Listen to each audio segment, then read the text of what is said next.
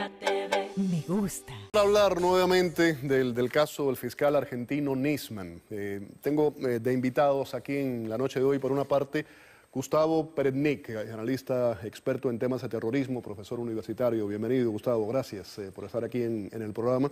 José Venegas, periodista, analista latinoamericano, también para hablar del tema.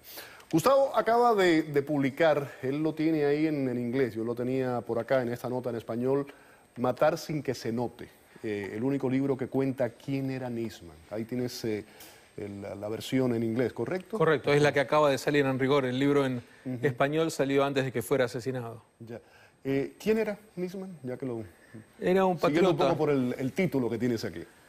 Un verdadero patriota, un idealista, una persona que creía que por vía de la justicia podía vencerse al terrorismo y que llevó a la justicia argentina a un pedestal en el que no se encontraba antes, haciendo la protagonista prestigiosa de los foros internacionales más destacados, y que pagó con su vida esta ingenuidad de creer que él por vía exclusivamente judicial podía vencer a sus enemigos, las fuerzas más oscuras, que finalmente terminaron matándolo. ¿Por eso muere? Si no hubiera hecho la investigación que hizo, primero denunciando al Estado terrorista iraní, en la segunda etapa mostrando que este Estado terrorista era cabeza de una red internacional del terror que sigue operando hasta hoy en día, y en la tercera etapa, la más peligrosa, mostrando que el gobierno argentino era cómplice en el blanqueo de los terroristas iraníes, si no hubiera llevado a cabo esta tercera etapa, no habría sido asesinado. ¿Quién mata a Nisman? Para mí el gran responsable de todo eso es la impunidad. Bueno, pero la impunidad es un concepto muy amplio y tú sabes que si lo hiciéramos así no podríamos acusar a nadie finalmente. Llamarlo la impunidad o la injusticia o el caos. Aquí hay personas que obran el mal.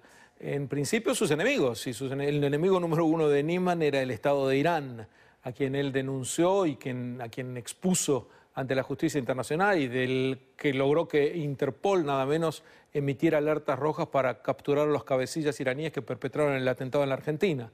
Pero Irán no actúa solo, tiene células en cada país que ejercen el terror, y en la Argentina también tiene algún tipo de estas bandas que pululan, como bien dices, con impunidad, que son probablemente las que lo asesinaron. Él denuncia a la presidenta, también al canciller, y el día que va a testificar, el día antes, aparece muerto. ¿Cómo se interpreta esto?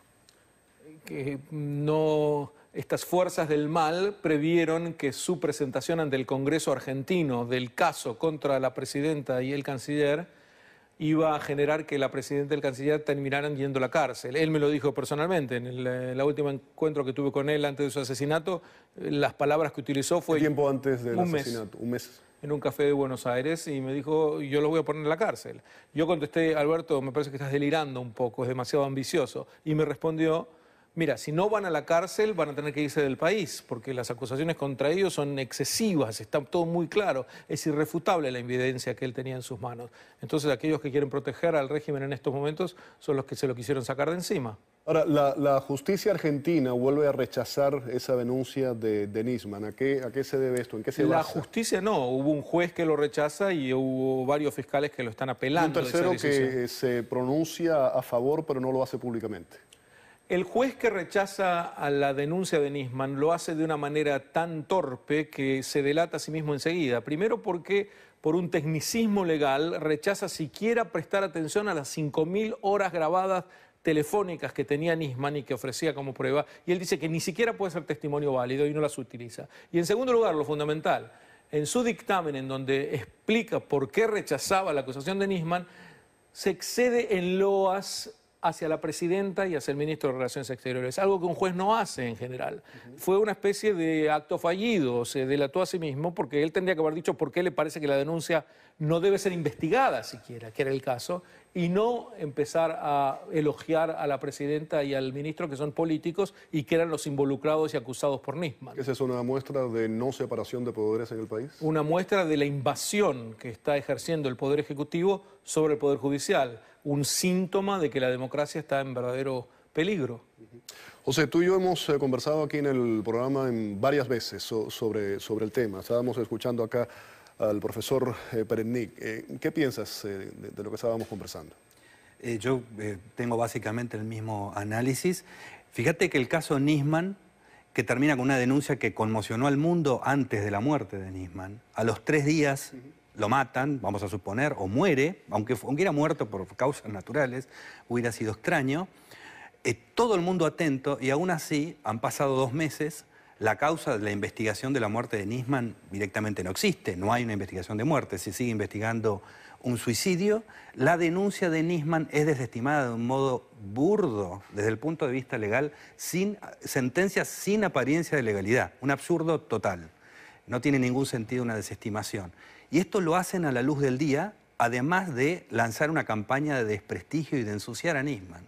Testigos que se dan vuelta y empiezan, como este Lagomarsino, que primero decía que era amigo y ahora empieza a hablar mal. O sea, han tratado además de manchar la imagen, la reputación del fiscal. Absolutamente, como suelen hacer con cualquiera que los denuncie. Lo que quiero decir es, si un gobierno, frente a la atención mundial, a la atención absoluta de la opinión pública en la Argentina, es capaz de manejar y mostrar así cómo se conduce, imagínate en estos 12 años de kirchnerismo que no han tenido ninguna atención todo lo que ha hecho este gobierno. Por eso se ha sentido en capacidad de tener algún tipo de acuerdo sucio con Irán, porque se sienten que son absolutamente intocables y desgraciadamente desde la denuncia de Nisman para acá tengo que decir que los acontecimientos le están dando razón. Si vamos atrás, Gustavo, hay un periodista, profesor que trabajó para el New York Post que tiene una denuncia específicamente en la que dice que el entonces presidente de Irán, Mahmoud Ahmadinejad, en su momento le pidió al entonces presidente Hugo Chávez que intercediera ante el gobierno argentino, dice Argentina, ante el gobierno argentino, para que pudiera obtener tecnología nuclear. ¿Qué puedes ampliar sobre eso? El gobierno iraní obtenía tecnología nuclear hasta que llegó el presidente Menem al poder en 1989 y decidió, para alinearse con Occidente, detener los acuerdos con Irán. Y eso provocó la ira de los ayatolás iraníes y por ende las bombas en la embajada de Israel en Buenos Aires y luego en la comunidad judía, que es el caso AMIA tan conocido que dejó 85 muertos y centenares de heridos. El gobierno argentino nuevo, el de Cristina, intentando blanquear a Irán, tenía como fruto, uno de ellos, era volver a ofrecerle tecnología nuclear. Es una tesis muy plausible y que no apareció solamente en este medio, sino en varios otros. Yo tiendo a creerla. Ahora, Nisman me enseñó que hasta que uno no tiene la prueba irrefutable, no habla sobre el tema, entonces a veces trato de someterme a sus enseñanzas que fueron muy valiosas en mi vida. El caso Nisman, ¿cómo entra en este triángulo que tiene que ver con Irán, Estados Unidos, Argentina? Por supuesto, podemos también meter a Venezuela, ¿no?, en todo esto. Y me refiero al tratado que está por firmarse, que por cierto, hoy Estados Unidos lo postergó por un día más. Entra en el sentido de que el gobierno argentino sintió que el escenario internacional le era propicio para firmar un acuerdo con Irán, porque como Estados Unidos está de vacaciones, y es bien sabido, y las fuerzas del mal se van apoderando de mayor terreno y ejercen una mayor crueldad cada vez, el Estado terrorista de Irán pisa fuerte y frente a un acuerdo que los norteamericanos están por sellar con Irán, que la Unión Europea está por firmar con Irán, los argentinos podían decir, nosotros no vamos a ser los únicos que nos opongamos a Irán. ¿Quiénes somos nosotros? Está dado el escenario internacional para poder blanquear a los terroristas. Y en ese sentido ha influido. Se habla de un antes y un después en Argentina, después el caso, un antes de Nisman y un después del caso Nisman.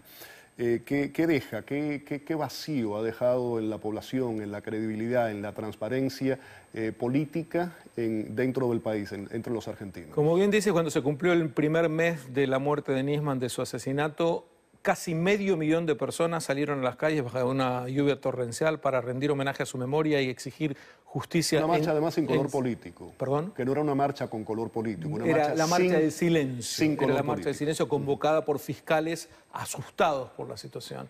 Yo creo que fue un golpe a la democracia que casi no tiene precedentes, porque que los dictadores maten, lo sabemos. Cuando tienen oponentes muy serios los matan sin escrúpulos. Pero que un sistema democrático pueda permitir que el Poder Ejecutivo se quiera liberar de un funcionario que los molesta porque está investigando a sus principales voceros, da miedo, da la sensación general de que no se vive en un Estado de Derecho, y eso es lo que motivó a los argentinos a salir a la calle, a identificarse con Nisman y pedir justicia. ¿Vas a ver qué ocurrió?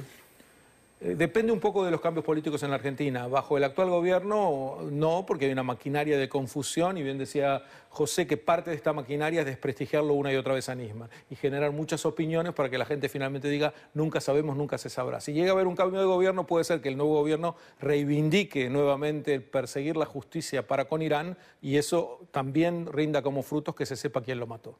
Gustavo, gracias por haber estado aquí con nosotros en el programa. Recuerden de nuevo Matar sin que se note, de Gustavo Peretnik, el único libro que cuenta realmente quién era Nisman. Ahí lo tienen ustedes en pantalla, y también la publicación en inglés que acaba de salir.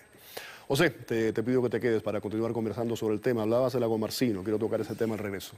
Hacemos una pausa, volvemos.